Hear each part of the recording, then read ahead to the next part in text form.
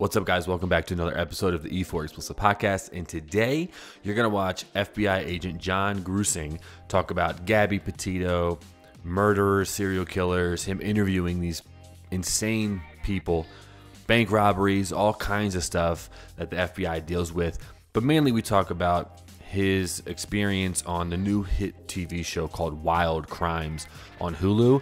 It's a documentary. There's a 4-part series. I think it's going to be an ongoing show, but whoa.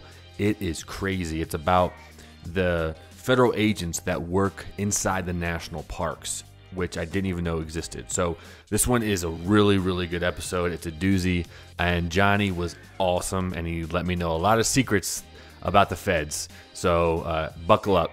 Don't forget to like this video, subscribe to the channel, and hit that bell notification so you get notified every single time I post new content, which is about every Friday. Thanks for checking this one out, and enjoy this episode of the E4 Explicit Podcast with FBI Agent Jonny Grusing. I'll see you next time. Peace out. What's up, guys? Welcome back to another episode of the E4 Explicit Podcast. I'm Corey. Today we have Jonny Grusing, who is a former FBI agent, actually just retired end of July. So congratulations on your retirement. But Jonny, you want to tell me a little bit, and my listeners and watchers, about who you are and a little bit about your career? Okay. Yeah, I grew up in West Texas, although I was born in Colorado. Went to Texas Tech University, met an FBI agent when I was pursuing my master's degree there. Never even thought about doing something like that till I talked to the guy. And he was fascinating. He said 2 things about the FBI. You won't make millions of dollars, but you'll love what you do, and every day's different. And I stowed away his card in my top drawer, went to work in Dallas for a few years. That's not the career that I wanted, was business. After meeting the agent, his name's Greg, call Greg back and say, how do I get in? And it took me a year to get in, went through Quantico, and then they assigned me to Denver. So worked terrorism for the FBI my first year and a half.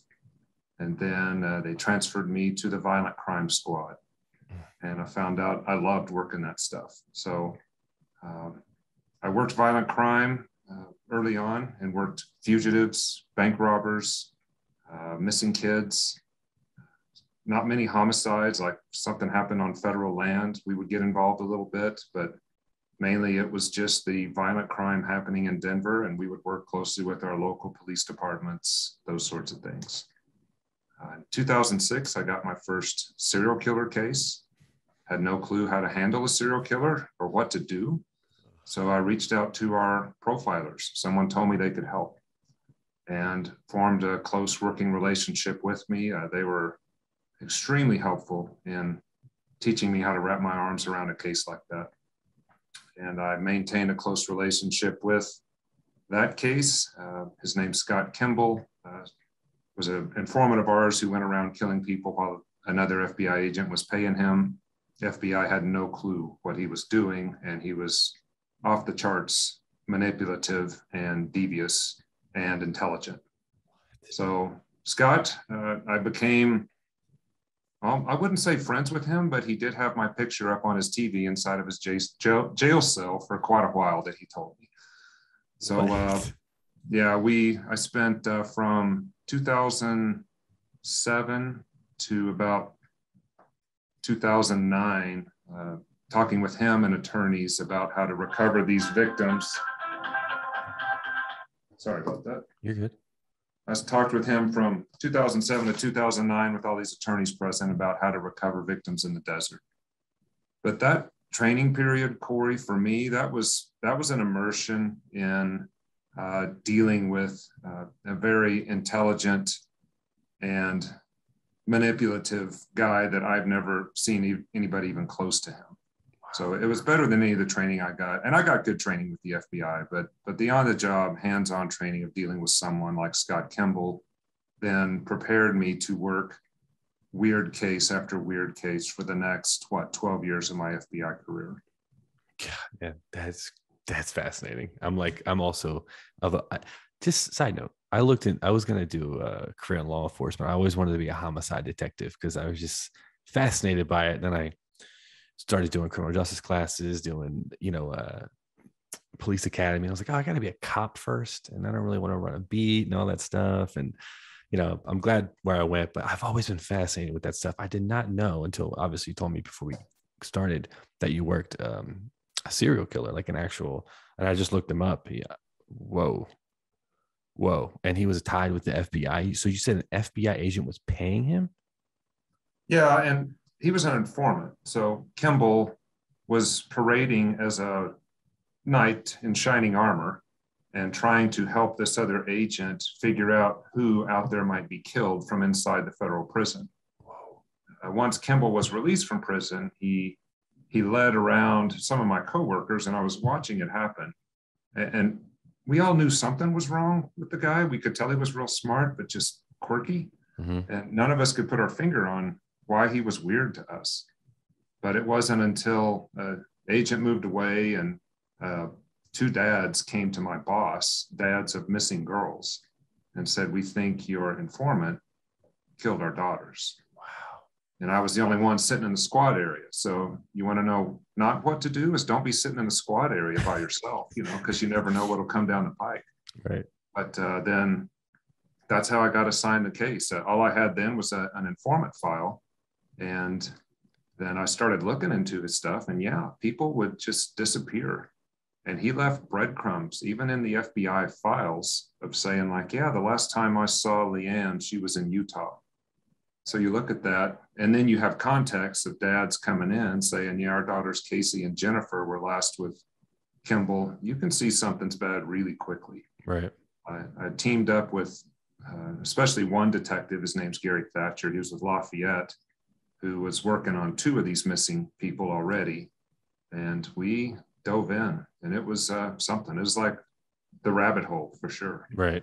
I can only imagine a serial killer, like backtracking all that, and then things start happening, and you're like those aha moments. I'm sure you had a bunch of those. Damn, that's fascinating. Okay, so FBI, 24 years, right? Yeah, it's almost 25. They rounded up for me. It was so close. That's awesome. Well, how I found you, just so everyone knows, is I was watching a documentary on Hulu about crimes that take place in national parks. It's called Wild Crimes. It's on Hulu, and I didn't know this, that the national parks have like their own kind of, I'm not gonna say FBI, but they're almost like federal agents that patrol the parks. There's only, I think, like 33 of them or something like that. And there's like 85 million acres, just like what the show says, which is fascinating. And there was a case on there that I think Beth, what's her name? Beth Shot. Yeah.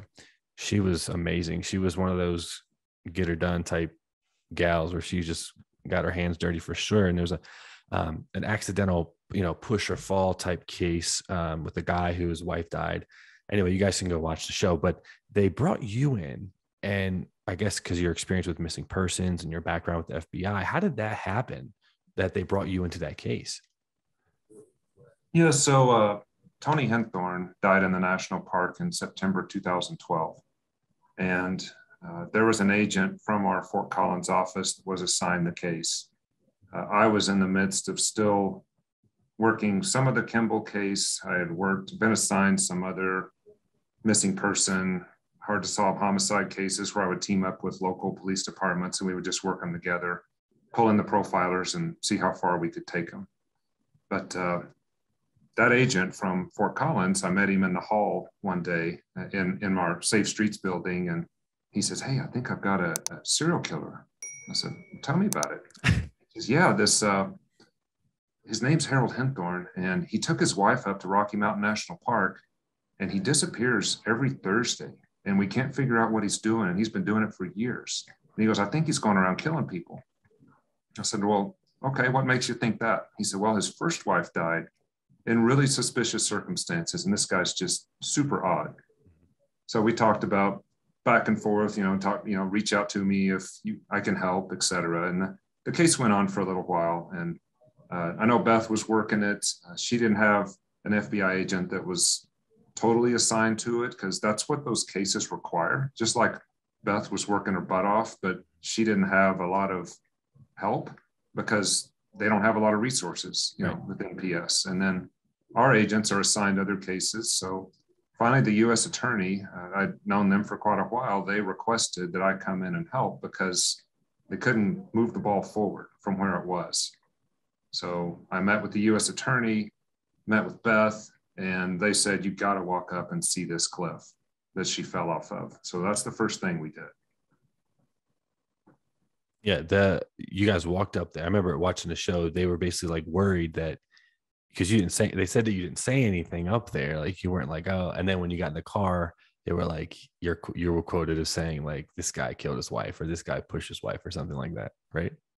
Yeah. There's no reason for them to be up there, Corey. And right.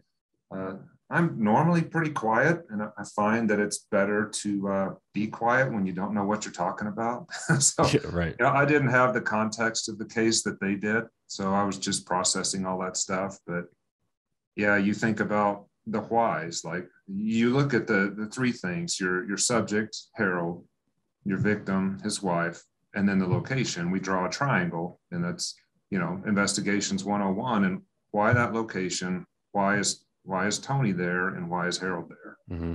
And you can see why Harold might be there, maybe, but on his anniversary evening, you don't normally climb a mountain in the evening. And they've both been in Colorado for quite a while. Tony with the knee surgeries, we're talking about all that stuff as we go up. But even more than that was, and this is what Kimball, my serial killer, had taught me, is you want to, if somebody has table legs of stability, you want to take all those away. Mm-hmm. So that it's only you and your victim, and there's no other witnesses, and your victim has no one to cry out to. And not only at the scene, but even before then. And that's what Harold had done. He had isolated Tony from her family, moved her from Mississippi to Colorado. It had been a slow isolation from friends even. He controlled her communications. They were telling me about that stuff. But then especially when he went off trail and then off trail again, there's no reason to do that. Right. And the cliff itself was just terrifying, to walk up to that thing and try to look over. And I'm not afraid of heights, but there's no reason for people in their 50s to be looking over something that means certain death and to be playing within a few inches of it. Right. Yeah. No, when they would put the camera and they would go up to and then they showed the diagram of how far off the beaten path. And there was no like, hey, go this way if you want to see a great, view or whatever. It was kind of like, do not go this way almost. So I thought that was crazy. But the coolest part was when you were talking about him going up to, was it Estes Park? Like him going down from wherever he was living all the way up, like the hour or 2 hour drive it was up there, like once a week or and he started pinging his cell phone. That way you could kind of like, you basically were like building a case of like, okay, he was like going up there, probably surveying the area, I would assume, seeing which trail he wanted to go in and finding that area where he would, where that picture where they're holding that branch, like right over the cliff. Is that kind of what you did? Yeah, well, and I'm finding the devil's in the details with a lot of these cases. I even found that with my first bank robbery case back in '98, to where there's a couple of U-Haul trucks that were seen at a first commercial federal bank in Aurora. But it was just a real small communication. Somebody just threw it into the file, and sometimes those get lost in the shuffle. Mm-hmm. And so I got assigned 2 closed bank robbery cases to start my violent crime career. Closed meaning there's no good subject. Why don't you just look them over? Wow. And I pull out one of them, and I find this one communication. It's only like 2 sentences, but it says, hey, we found these 4 U-Hauls were rented, because one of the bank tellers had seen a U-Haul leaving around the time of the bank robbery. And so I go to the place, they give me the list of the 4, I run the 4, one of them has a convicted felon on there, and end up getting an arrest warrant for this kid named Jason. Mm-hmm. And then get his girlfriend to flip and whatever else. But it just, that's where I say the devil's in the details sometimes. And that's kind of what had happened with this, is the cell phone records were there in the file, but they weren't easy to look at back then in 2012. They're a lot easier today with everything being digital and whatever. So I had to get all these reams of paper and do these, 3 piles and try to work through stuff to figure out what does this lat long mean. And Harold had done a lot of planning and preparation, and he was smart enough though to turn his phone off. Once he figured out where he wanted to kill Tony, that was on like trip 3, mm-hmm. I believe. From like trips 3 to 8, we didn't get any cell service up there because once he started his road up from Highlands Ranch, he'd turn his phone off. Right. And so all I was looking for then were gaps. I'd look for, okay, he's probably heading north, and then you would see him maybe coming down a different route that would, logically you would assume that he's been in the park. But it was interesting to me to watch Harold as I was testifying, because while I was up there testifying, I was thinking he was just going to be challenging me with, you don't know for sure I was there, shaking his head no, like I'd seen him do to some other witnesses. But he's nodding his head while I'm saying, like trip 4, like, okay, looks like the phone was heading north, and then I have a 4-hour gap. So I'm assuming he was up there at the park, and I'm looking at Harold at the defense table. He's nodding his head. Not like, yeah, so yeah, you're right. Yeah, like, yeah, you got that, Grusing. Let's move on. Oh my Thank God. you for that.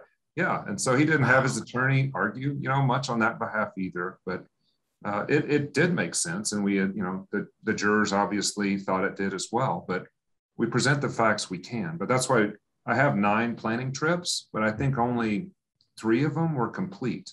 Right. I was just filling in dots and then letting the jurors say, yeah, that looks like the other 3, and just like he had no reason at Cliff, he had no other reason to be heading north on a day when he's telling Tony he's building churches, and getting a babysitter for their daughter. Yeah. I thought that was very odd when he was decided to go on this ridiculous hike on, because I looked up the actual hike, and me and my fiance moved out here to Colorado because we like the outdoors, we like to hike. And even that was like, it was a pretty legit like hike. And if you don't know what you're doing, you could hurt yourself. There, like you said, there was no reason for him to be up there. And she was kind of like upset almost, like, this is what we're doing for our anniversary, like going on this hike that we could have done anytime we wanted to. Why aren't we doing something different? But man, that case was fascinating. And obviously his ex-wife, the one that died before, played a huge part in your guys' kind of like, I think getting a conviction is at least that's what the documentary kind of portrayed a little bit, but I don't know. So it did. Yeah, I was able to dig into that one quite a bit too. And the Good Samaritans that stopped for, her name was Lynn, when Harold finally figured out he would flag someone down because 2 had tried to stop and he had waved them on. Most likely Lynn was underneath the car, suffocating with the weight of the car on her back. God. With that front right disc brake laying right across, her right between her scapula. And yet when they came and started doing CPR, these ones that pulled the car up off of her, it's Patricia Montoya. She was an excellent witness, by the way.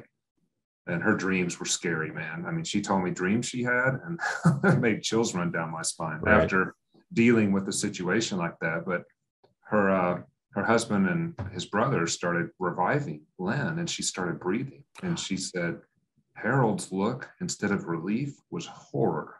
And she said she could still see it. And that's why she went to the funeral or the memorial. That's why she called the police, all that stuff. Wow. But that gave us, Corey, context to why Harold waited 45 minutes to dial 911 for Tony, because he had to let her bleed out completely. Right. He wasn't going to take a chance like what happened with Lynn, that law enforcement or some Good Samaritan might come and she even has the chance to recover. Right. Wow, that's fascinating. Yeah, what was it? The other thing, he hadn't have a job since like 92. When they said that, I was like, you've got to be kidding me. So he's basically using these women's life insurance policies as a paycheck. I couldn't believe that. Like, that takes a lot of work to kind of portray this kind of like, oh, I'm a business owner, I'm doing this and that, and then not have a paycheck for that long. I was like, I couldn't believe that when they said that. That was fascinating. Well, one of Harold's close friends told us, he says, Harold is not capable of murder. There's no way. I prayed with that man in small groups for 25 years. He knew Harold during Lynn's marriage. He saw Harold grieve, which, by the way, your serial killers, your Harolds, others that I've dealt with, their expression of grief should not be anybody's sign that they can't be responsible. Because it is an outpouring like something I couldn't even do, if something happened to my wife. I mean, I would feel that same grief, but it looks so real. Nobody questions it. And so even people that were super close to Harold said, no way he faked that with Lynn's death or with Tony's. But so just something, a little extra tidbit for you there. Yeah, no, that makes sense. Yeah, the friend said, Harold's not capable of murder unless something is going to threaten his public persona, is the way that he put it. So Harold had created an image for himself that, even though it wasn't true, it was of a successful businessman, a strong follower of God, this leader in the community who's building churches. And so when Lynn gets sick, she gets sick at work. She's not only going to have to have expensive surgery, but his sole money that comes in, that is his persona, is going to be threatened. He takes out an insurance policy on Lynn, kills her. And then same thing happens with Tony. We all wonder, would the marriage have gone on if Tony hadn't diverted the oil check and wanted to become, a partner in her eye creek surgeons and stuff like that? Those things that threatens Harold persona, she didn't know that she was approaching death, right. by doing those things, because who would think that? Yeah, you don't, especially the person that you're married to, That's fascinating, man. That's crazy. I can't even, that show just blew my mind. I was like, I just couldn't believe it. Just the fact that the National Park Services has people like this, because you don't think about that stuff when people either go missing or when they die. You're like, oh, the feds will take care of it, which I don't know if they do for the most part, but I just thought it was so cool that they have their own organization that kind of handles stuff like this. So you did a lot of bank robberies, investigated those and stuff like that. The BAU, right? The Behavioral Analysis Unit. That's it. So all my episodes of Criminal Minds have paid off. Just kidding. Could you tell me a little bit about kind of what goes into the profiling? I talked a little bit about this with Kathleen Puckett. She kind of helped profile the Unabomber and stuff like that. They really had a hard time because he was brilliant. But anyway, she kind of went into a little bit about profiling, but I'm so fascinated with that world and stuff like that. How do you profile someone that, like in your case, the Kimball guy, the serial killer, the Adam Lanzas, the school shooters? How do you do all this stuff so you can do the kind of work you're doing now to start to be on the offense and get some prevention going on with this kind of stuff? So, Corey, first of all, you have to assure me serial killers aren't listening to this, so they would know all our secrets, right? I hope not. It actually doesn't matter if they are or not, because again, this goes back to what I learned with working with them closely while I'm in front of one for so many years. And I worked with Scott Kimball from 2006 to when I retired in 2021, 15 years with a serial killer. Yeah, because he would come back and say, now I want to confess to, I might be good for this homicide. Hey, Grusing, come talk to me. And the best way there's two visual pictures for you. One is Lucy with the football, just have Charlie Brown run at it, and you know what's going to happen. She's going to pull it away, but you got to go take a run at the ball, right? Yeah. And the other's a cat with a ball of yarn. The yarn's going to be there, and the cat's just going to bat it around. Kimball, though, knew that I was hooked because I communicate with the dads of these daughters that are still missing, so I'm bound to go talk to him anytime he calls. Right. And because of that, I would lean heavily on a couple of guys at the profiling unit while I would go talk with him. I even brought them to talk to him in 2011. And that was fascinating. It was 14 hours in one day. All we took were restroom breaks. Nobody ate or drank because Kimball was just so excited to be in front of profilers. Wow. And all he talked about were his fantasies. It was very disturbing. But then we even went through to about 6 hours the next day. He just wore us out.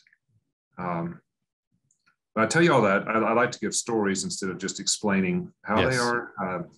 Profilers are normally agents. We do people from other agencies as well now, like ATF or DEA or Washington Metro cops who were homicide detectives forever.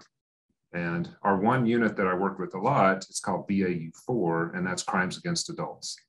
So they specialize, it's a unit close to Quantico, and all they do is hear about these super weird homicides daily. And they're from all over the nation. So, picture the best think tank that you can get. And they don't go out in jets and fly around because they don't have time to, because they're juggling all these different things, and they're trying to just like eyedropper bits of advice for us. We'll present. So I have gone out there with. We've actually presented a case or two of different homicides, the one-timers that are super weird. Flown with Denver Police Department out there, and we presented this super weird homicide, and they all let us talk to them. But what they are, and they modeled this for me. They're very good listeners. They roundtable stuff, but they digest everything. I mean, if we send them a 2,000-page report, they read every bit.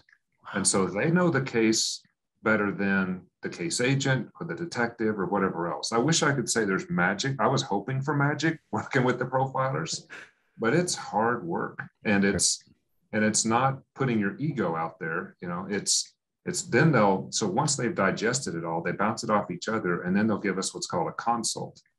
And in the consult, they'll say, hey, you know, we saw that, you know, Kimball put this in the case file, and, you know, this is with Leanne, and I don't know that her ex-boyfriend's been interviewed. We see him in there, but what's the status of ex-boyfriend? It's like, yeah, I didn't know how to approach him. And so then they'll say, well, we see this and this, so you might think about approaching him like that. So they're not doing the interviews. They're equipping us, whether it's agents, detectives, you know, sergeants, lieutenants, whoever's in front of the person. This is what you might think of. And it's just tools. I mean, we use them a lot of the time because, you know, they, like I said, they've done almost more homework than we have. Right. But it's a very excellent way to check the way you're approaching a case and then get outside thinking. That's fascinating. So it's not like you said, you made the joke of like flying in jets, because that's what you see on Criminal Minds. They get on this jet and they go. So those analysts, they're basically staying where they're at, and they're digging deep, and they're getting a lot of intel and learning all these things, these quirky things about the case. And then you, as the active agent that's out in the, you know, working this stuff, you go to them and get information from them, and then you go apply that, is basically what you're saying? That's correct. And so they would train us. We would go back for like an immersion course, whether it's 1 week. I got to spend a couple of weeks there at a time just because I kept getting these weird cases, and get to sit through a lot of those consults. And even I got to pitch in a little bit, but I enjoyed more the hands-on piece of being in Colorado. And it was a value to these small sheriff's offices. And one of your questions might be, Corey, why does the FBI get involved? Like it was obvious with Henthorne, because that happened on national forest land, and it's National Park Service, and that's a federal crime. Mm-hmm. So that's almost like, you know, our backyard or whatever else, that there's not even police that respond. There was Best Shot and Park Service, and then FBI, we come in. But like on these other ones, like say Kelsey Barrett, who, you know, was down there in Woodland Park and disappeared. Why do we get involved in that? And it's because we can come alongside a small department like Woodland Park and offer them resources that reach outside of the state of Colorado, especially when they're trying to get to something quickly. Right. So that's what I ended up was able to do for quite a while. Is something weird happens. So then they would ask for profiling help, and then I would contact the profilers, but then they would actually need a boots on the ground physical person to come help with interviews. Or with the Kelsey Barrett case, it was to go interview this nurse named Crystal, who came in town for some reason when she disappeared, and all of a sudden there's no crime scene. And I got to travel to Idaho and interview Crystal. This was a couple of years ago, but that's how the FBI gets involved, and it's more as an assist agency for these smaller departments that just don't have the manpower to work these things. Right. Yeah, that makes a lot of sense too. Like they just don't have like, also maybe not the proper training too of like how to properly interrogate someone and stuff like that. And that kind of leads me to my next question of, I've always thought about this. You know, I watched the show Mindhunter, like obsessed with that show. How they coined the term serial killer. Anyway, I always think like, damn, like these people are interviewing some extremely dangerous people. How, like, you know, you fly to Idaho. I'm assuming that person was involved with that woman's disappearance. How do you feel when you go in and you're like, okay, I'm about to talk to someone that potentially did something absolutely terrible to someone? Like, how do you set that up in your mind? You know what I mean?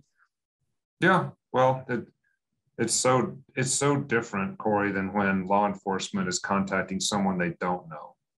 we, as the FBI, are contacting someone we do know. So we're able to look into their past. We're able to, kind of piece together some things. And whether it's the woman in Idaho that held, her name is Crystal, or even if it's a Kimball going into prison, because that's where I get to interview Scott. You're going into prison. I'm in a little white room with him. I have one other person with me. Yeah, I might have a lot to lose, but with the Kimballs, with the Hinthorns, and these others, they know that we are the ones that might be able to get them out if they tell us the right story. Right. So as soon as, and my job was to be a good listener, and if you're dealing with a narcissist, someone like Hinthorn, I don't know if they labeled him as that or not in the show. I haven't watched it yet. They did, but yeah.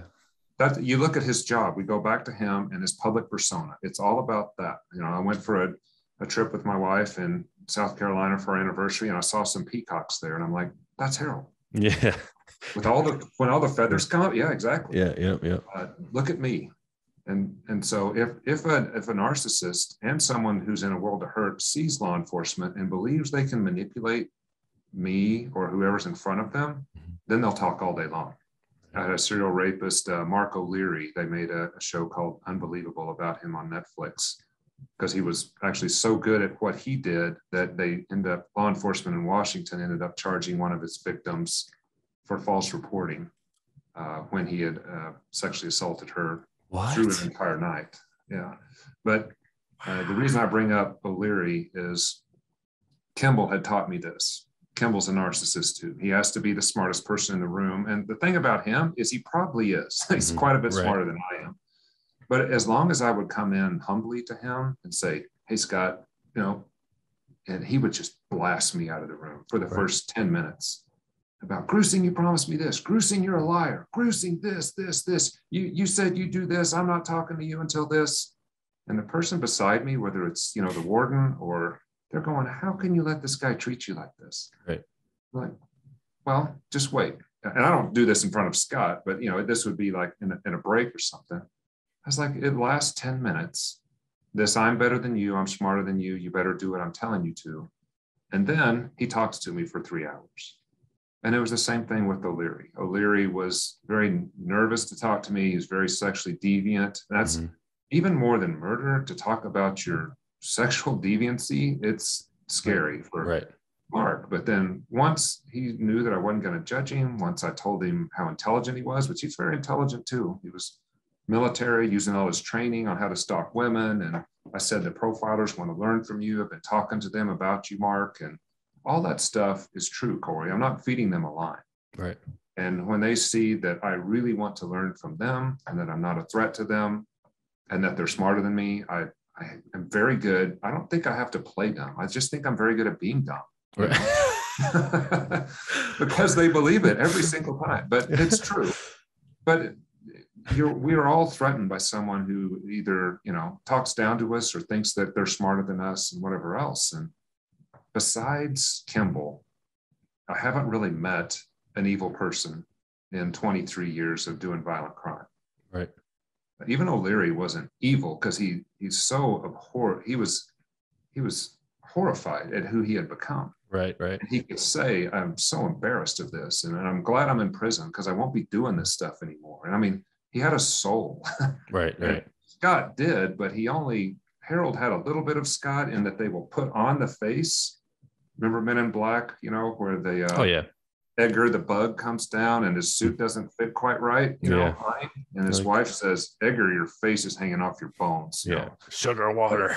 Right, sugar water. You're exactly right. Yeah. But that's what Kimball and even Harold, when he was pretending to be this successful businessman, he's putting on that mask. Mm-hmm.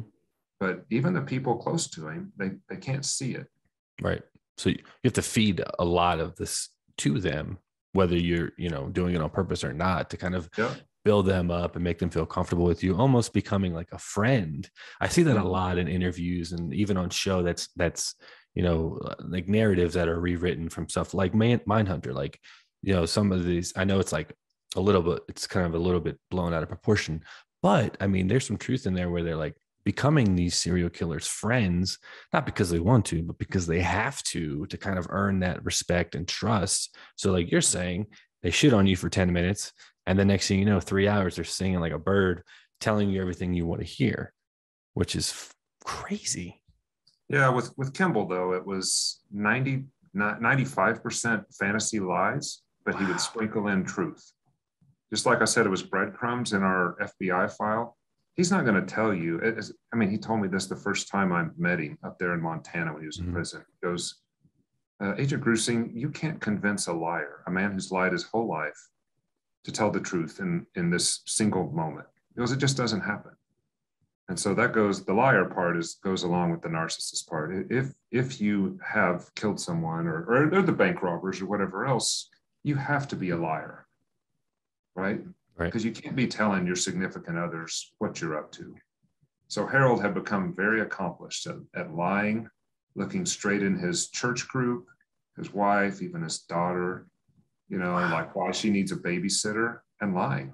Right. Because he's having to cover up that he's overinsured Tony, that he's now planning on doing something awful to her. But look at that. He had 22 years of practice lying about going to work every day. Yeah, that was fascinating. That's almost harder than just going and getting a job and working. Honestly, when they said that, I'm like, I could not do that. Like pretend to go work. And he's like Panera Bread for like 20 years, or whatever it was. Like that's too much. That's not, it's really not that serious.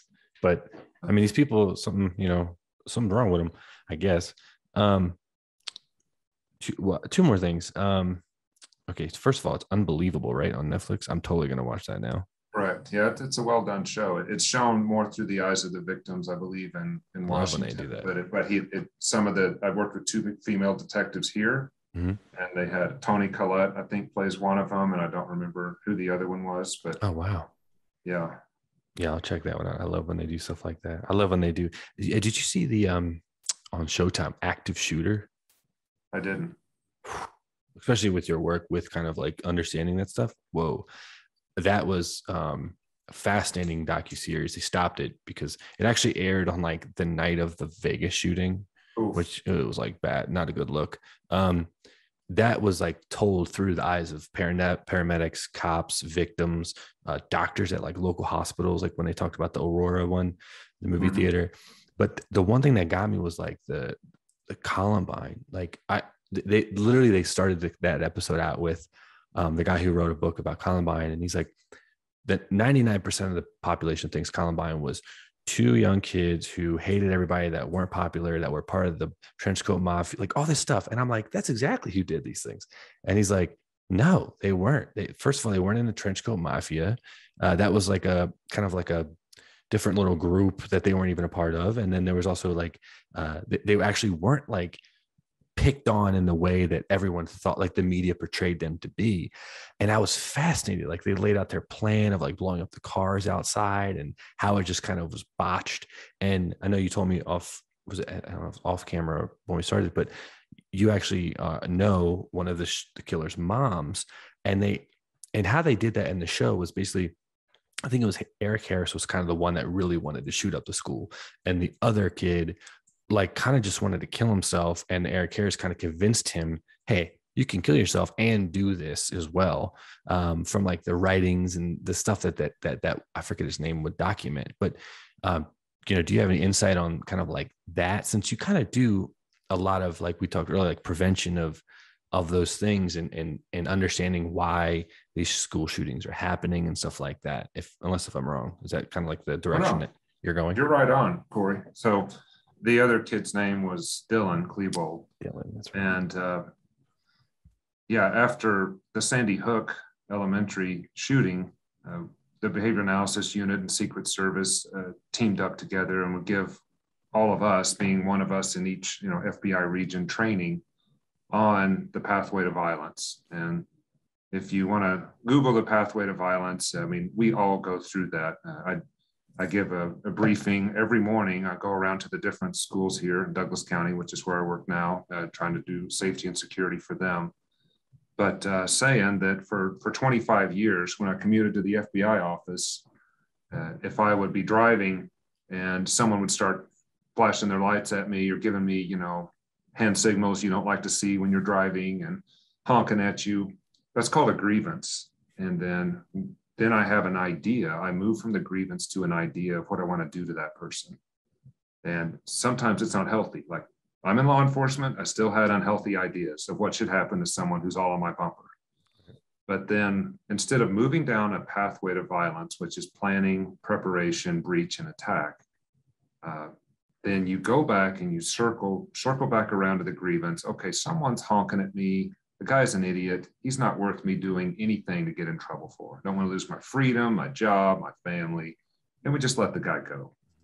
So we all have that. And to say someone like Henthorne or Kimball or O'Leary or whatever else, they're the only ones that go down a pathway to violence is craziness. And we talking about Klebold and Harris. For their pathway to violence, it was a long time. And for some time, for these mass attacks, these kids, adults, whatever, they get that grievance, they have that idea, and they go to planning, and they will leak out to their friends, especially kids, when you're up to 18. So your parents don't see it, and just like, Kimball's wife didn't see it. Harold's wife, Tony, she's a doctor. She didn't see what he was planning. They don't disclose that stuff to people close to them, but they do leak out to their friends. And so that's why the FBI and, our sister agencies are trying to teach prevention, to get out in front and to get these kids talking to adults, to get whether it's, some sort of safe to tell mechanism to where they can report this behavior and educating society on this pathway, especially after COVID with the mask stuff and whatever else. We adults need to know our pathway to violence as well, because it's prevalent. But if we can even recognize in ourselves when that idea goes to the planning stage, it's extremely dangerous. And these kids, Klebold and Harris, they started closing in to where, and that's what Dylan's mom, Sue, she and I have become friends, said that when that closing in happens, they can even look happy because they've determined what's going to happen. And all that problem, that boiled up anger and whatever their grievance is, it's unique to all of us. They've figured out how to deal with it. But it's in that idea phase when we're all saying, what do I do with this sort of thing that's really ticking me off right now? Right. That we as society have a chance to maybe intervene. And what I even found working the bank robberies for the FBI for a long time before serial killers, those were stopped by somebody in the bank just being friendly. A guy's walking in with his ball cap and sunglasses. Like, they don't know he's going to rob the bank. Could be you or me, but they just greet him. They say, hey, how's your day going? How can I help you? Those bank robbers, when they would confess to me later, they're like, zoop, turn around and they're out of there. Wow. It's that human contact. It's, I see you. Right. And that's what we want for these kids and whatever else to get out in front of this violence. Right. Yeah, that makes a lot of sense because I noticed that one thing that I noticed of all the research I've done on mass shooters is like anytime at least mainly from that documentary on Showtime, The Active Shooter, was because they talked about how Columbine basically changed the game for them. And like now, instead of like, stopping and helping every single victim. I mean, the one in San Bernardino, or the one at Berkeley College, the cops were like, I literally had to walk over people because I had to go and eliminate this threat. And then by the time I get back to that person, they're gone, they're dead. So one thing I noticed, and they noticed too, is anytime that these active shooters, typically the young students, were met with anyone, whether it was another law enforcement officer or any kind of combat, they kind of just stopped doing what they were doing, and they become like almost scared at that point. Like, so do you see that a lot too, where like they're met with, to your point of like the bank robber, if I'm nice to that person, they're gonna kind of second guess them doing what they're about to do to me and everybody around them. Is that what you see also in those active shooter situations? Yeah, and I've never been in the middle of one. I, as an investigator, we're second responders or whatever. Once police have come in and done, what you're talking about, right, then we're the ones sitting down and doing the interviews. So, right. Yeah, that's kind of like what you would normally see. I mean, because like the fact that they even give up and they don't, kill themselves or have a shootout with police is kind of like a sign to me, like they, kind of maybe didn't even want to do all of that and go that far. They just wanted to do something. I don't know. Yep. It's very Yeah, interesting. no, that's good. There's one that I'm working on that I'd love to comment on, but the shooter, I watched his interview and with the profilers. It's still an active case, but what you just said is exactly what he did. He gave up, and like we were talking about, he had the grievance, he had the idea, but he said it was way too horrific for what he had imagined. Right. And it goes into, that's a whole different ball of wax, is our fantasies and whatever else. And it's something that O'Leary, the rapist, talked about that a lot. And even Kimball, I saw that on his computer, of the fantasy that he's trying to work out, and that he's frustrated with, that it's not like how he hoped. And Kimball's homicidal, whereas O'Leary was more like trying to make it work with fear. Right. Fear became his fantasy instead of, a normal encounter with a female. God, man. No, it's that drive goes awry in a bunch of different ways. Mm-hmm. Damn, that's fucking crazy. Sorry. All right. One last thing. I'll let you get out of here. I know you didn't work it, but what's going on right now with this Gabby Petito case? FBI is involved. We got Dog the Bounty Hunter involved. We got John Walsh involved. Great stuff. But they found her body. They, the timeline of how her boyfriend / fiance went back to Florida, and now it's like the parents, like everyone says that they helped him and stuff like that. What is kind of like, whether it's your gut or your professional kind of like, 10,000 foot view of this case, because the FBI is involved in that, and they're trying to catch him. They don't think he's dead from all the news reports that I've seen. I think now they think that he's left the country with help, is the last report that I saw, but God knows if that's even true. What do you think? What is your kind of insight on that particular case, if you have any? Well, actually, just today, Mark Redwine was sentenced out in Durango for killing his son, Dylan. That happened in November 2012. Dylan was 13. He went out on a court-mandated visit to see his dad, Mark, and then Dylan just disappeared. Wow. I went down there and interviewed Mark for a couple of days. This is all open record, and we had the trial this summer, and Mark just got sentenced, from what I heard, to 48 years. The reason why I tell you that, Corey, is that's called emotional or affective violence. And that is much different than when the mass attack that we talked about, where they do this long preparation cycle where it's a grievance, and then they're going to have this idea and plan. And like, I know nothing about the case. You're right. So I mean, I've seen it in TV, but I know with Mark and Dylan and even, the case I talked about with the nurse from Idaho and Kelsey Barrett, when it's interpersonal like that, you can have a lot of dysfunction going and love a person dearly. And then there's a match that goes on the gunpowder.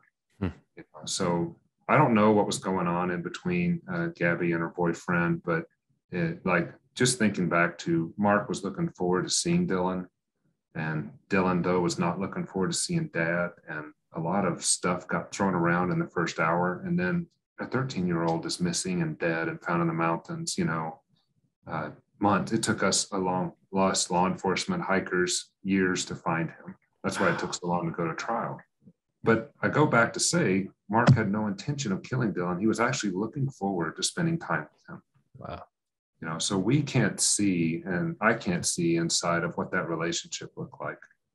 I don't know if it's like a Harold Henthorne thing where he did 9 planning trips, and he's actually going to take her out here. And this is something that he planned to do. But based on the limited stuff I've seen, it's probably not. It might be that the relationship had a lot of dysfunction, that he loved her, but there's a lot of, let's just call it again, gunpowder built up in the room, and all it takes is a match.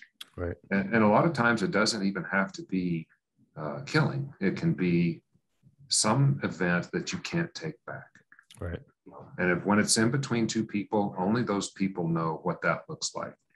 It can be somebody she had warned him, you ever do this again, you're done. And so he does the whatever is done thing, and that it might not even be killing her. Right. But once you cross a certain line within a relationship and there's no coming back, and then you're looking at prison anyway, you know? Right. So that's a very vague answer for, I don't know what the heck happened, but I've seen when two people care about each other and one disappears, because Harold loved Tony in his own way. I heard somebody say, no, Harold's incapable of love. No, I listened to Harold's phone calls for an entire year. He loved Tony. Mm-hmm. It's dysfunctional. I mean, we're all dysfunctional in a certain way. We have a selfish part of our love. Harold's was very dysfunctional, but he loved her, and yet he killed her. Right. So, I think it's easier. Yeah, it's easier for people to say, though, there's no way he could love, because then you're not capable of that, right? Right.